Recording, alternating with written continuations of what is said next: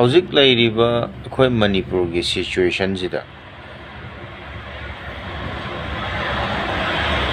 akhoi Manipur si akhoi na ngang wori da school chatpa khotpa rally chatpa nungdang gi rally ira bodi kai sidi kuidri sahi ahum mari manga tara ung tangaram gidra kan khlais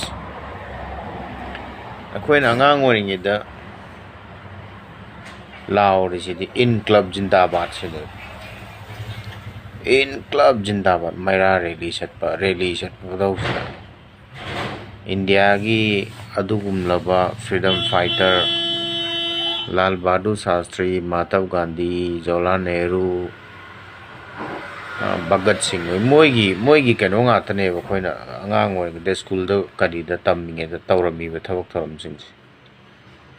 adu matam gi hong bagi matungina ima Leibak ne hena lurakpa ima Leibak ke da makta thawai tha gi ba dugum balusing basing akhoi na ningsing narakpa aduga akhoi gi saksa ithak fijet laning laishon chanaba dharma karikra je khoi na hena lumna lorokpa si laurai sing ji gi maram jing je kai ginoi ba kanda gi wakanda akhoi na lairi ba position ji mawong tarak ta ba da gi ne si khoi na sin lum chi lai ai pangtaw tawraga makha da kari lai khangda sangai na phum mathak ta lai ba da mawong ta da ba do hingaga de leba puthagaraga hagol bangam da sibido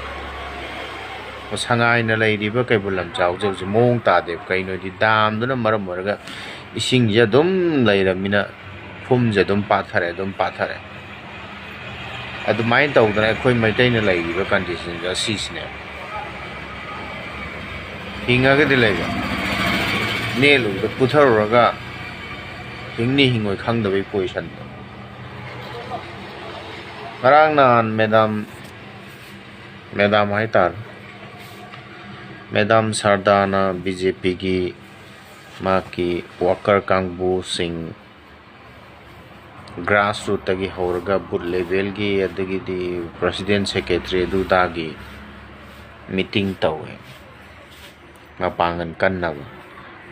BJP Mapangal Kanba meeting tawi haibidi board kanaba government semnaba government painaba adumaina Madam Sardana meeting tawriba adumaina booth level gi secretary sing president sing district ki lairiba mahaki kano dagi horaga politics taidi kya yaudamina adui maram dai khangjadre adui mi sing dugi kano sing the meeting taw Mapangal Kanba khona aduda meeting tawriba dumaina Madam Sardana so BJP gi lairiba MLA mantri sing minister sing do kauraga kaigino adi Madam Sardana BJP gi president eva state sigi president eva BJP unit ki president eva meeting do kaubiraga akhoi prime minister unadabe ade